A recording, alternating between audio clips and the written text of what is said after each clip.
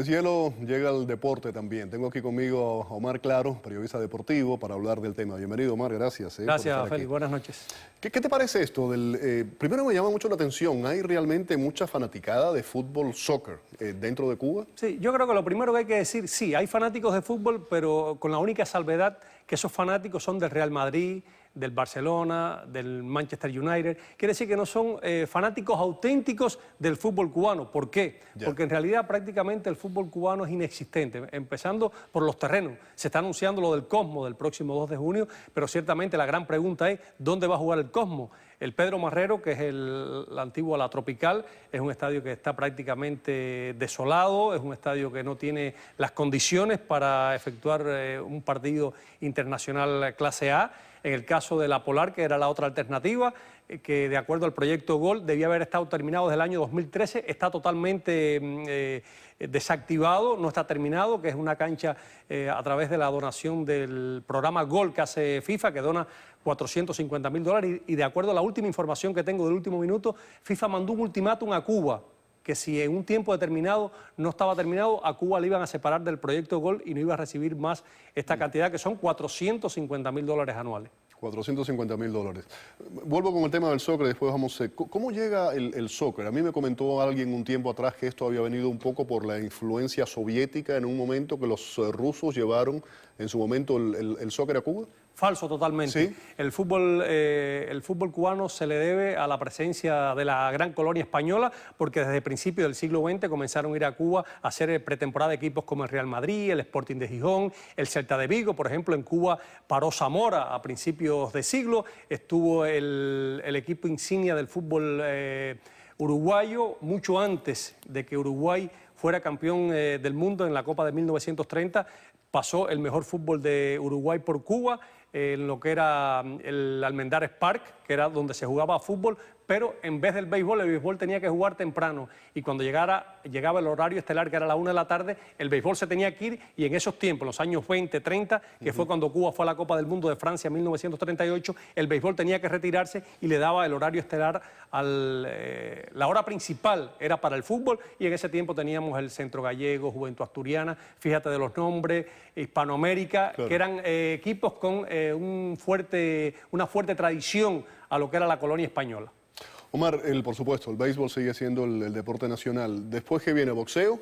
¿Béisbol, boxeo, dirías tú, en cuanto a popularidad dentro de la isla? Yo creo que hoy por hoy el fútbol es el deporte más popular en Cuba. Lo que hay que hacer es esa salvedad. El fútbol, yo creo que la mayor cantidad de fanáticos hoy por hoy los tiene el fútbol. Lo que pasa que irónicamente... ¿Por encima del béisbol? Por encima del béisbol, sí, claro que está así. Se ve cuando se transmiten los partidos en Cuba, ahora en la última Copa del Mundo, y eso ya se venía viendo en otras Copas del Mundo anteriores, no solamente en esta, pero en la última Copa de Brasil 2014 fue un fenómeno social. Prácticamente todo el pueblo de Cuba, los fanáticos de Cuba, están muy atentos a lo que estaba sucediendo, y recuerda que el béisbol ha bajado mucho en los últimos tiempos, porque las grandes estrellas de la pelota cubana, llámese Chapman, Yaciel Puig, Céspedes, están jugando en la pelota de Grandes Ligas, y ese béisbol no pasa por la televisión de Cuba. Entonces el béisbol como que ha tramutado esa realidad, ¿no?, y la ha llevado al fútbol. Entonces, como en Cuba sí pasa en el fútbol, como no hay grandes jugadores cubanos en el exterior, entonces pueden ver al Real Madrid, el Barcelona, y muchos de esos partidos son en vivo, en tiempo real,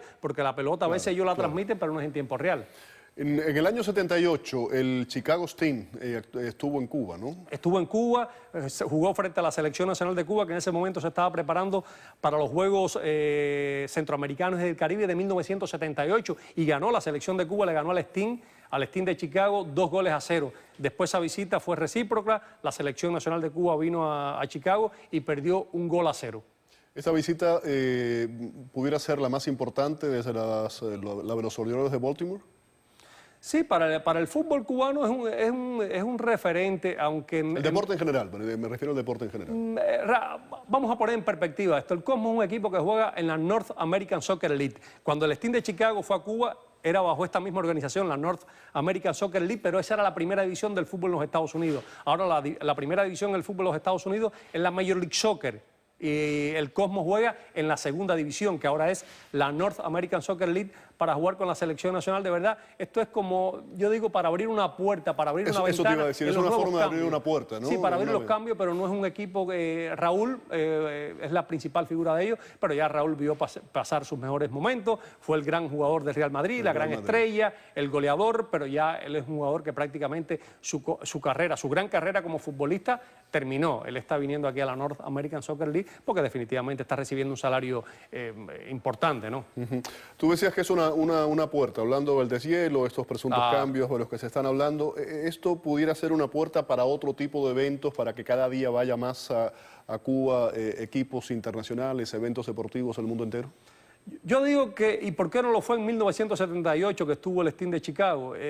Yo digo que en este compás político es bien complicado y sobre todo cuando se habla de Cuba, han pasado 55 años, Cuba estuvo 55 años justamente sin ir a una serie del Caribe, ahora fue con Vegueros, pero ahora tenemos la noticia que posiblemente en República Dominicana los dominicanos no inviten a Cuba. ¿Por qué? Por la sencilla razón que esto es un evento muy costoso, entonces Cuba va de invitado y a Cuba hay que pagarle prácticamente todo, desde el traslado desde Cuba, la estancia, la alimentación. Entonces Cuba en realidad no es un país rentable. Cuba era en la primera etapa de la Serie del Caribe un país rentable en este tipo de eventos porque Cuba lo organizaba también y ponía su parte. Y eso lo dijo Puello, que es el comisionado del béisbol caribeño de la pelota profesional, que dijo que él quería a Cuba en la Serie del Caribe con deberes y derechos, no solamente para ir a participar y ganar, porque en realidad esto es un negocio.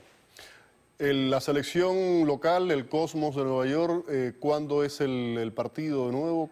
Martes 2 de junio, está planificado que sea el martes 2 de junio y yo creo que sobre todo para el jugador cubano, para el futbolista cubano va a ser bueno, pero sí va a ser un llamado de atención y yo creo que es positivo que vaya el Cosmos porque los ojos del mundo y FIFA ahí va a ratificar de que el proyecto Gol en Cuba no está funcionando, que la famosa cancha sintética que debía haber estado terminada hace 2 años en la Polar, ni siquiera, solamente creo que hasta hoy día lo que se hizo fue el movimiento de tierra, pero no tiene un avance cualitativo y cuantitativo que uno pueda decir, esa cancha la van a terminar en un par de meses, sino que hay un retraso total en esta obra y se va a usar el Pedro Marrero, que es un estadio que está totalmente deteriorado. ¿Quién gana? En esos partidos amistosos, créeme, esos partidos amistosos, ahí de verdad que son amistosos porque y el equipo, el Cosmo está en pretemporada, en ese momento va a estar en pretemporada, no se va a exceder y cuando ellos vean la realidad del terreno en que van a jugar, yo me imagino que el mismo técnico le va a decir, mucho cuidado, lleven las cosas con calma, que esto es un partido amistoso. Gracias, Omar, por haber estado aquí con nosotros en el programa. Vamos a la pausa, volvemos.